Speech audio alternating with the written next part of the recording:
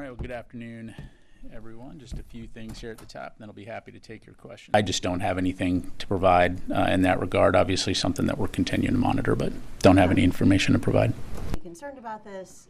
What is going on from your point of view?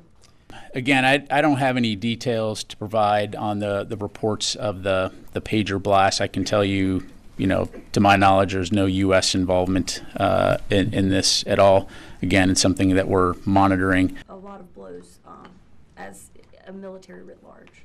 A key focus for this department and the U.S. government writ large is on working with partners in the region, to include Israel, to prevent the conflict between Israel and Hamas from spiraling into a wider conflict. And that includes the tensions along the Israel-Lebanon border. When she asked whether this is a capability that the U.S. has, what was your answer? I wasn't quite sure. We've been very clear on several things. One, we support Israel's right to self-defense. We believe that they face a significant number of threats in the region, to include Lebanese Hezbollah, who started rocket attacks on October 8th after Hamas attacked. So we're committed to ensuring that Israel has what it needs to defend itself. To a wider war, and what does that mean?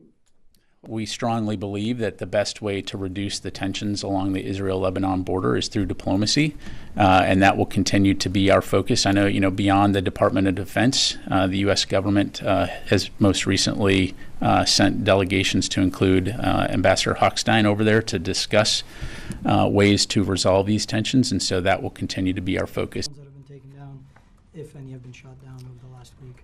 Yeah, I will say that we can confirm that yesterday an MQ-9 did crash in the vicinity of Yemen. That is being investigated, but I don't have any additional details to share. Direct or indirect communications with the Houthis? To my knowledge, those aircraft did not enter into U.S. airspace. And it's not the first time that we've seen the Russians and the Chinese flying, in the vicinity.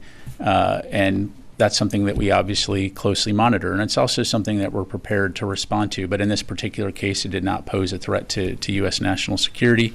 And I'd refer you to the Russians in terms of why they feel compelled to want to look at the United States a little bit closer.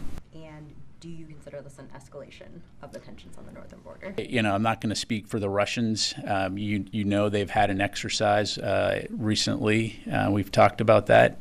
But in terms of why those numbers are what they are, again, I'd refer you to them, other than to say, again, over the years, you see those numbers fluctuate.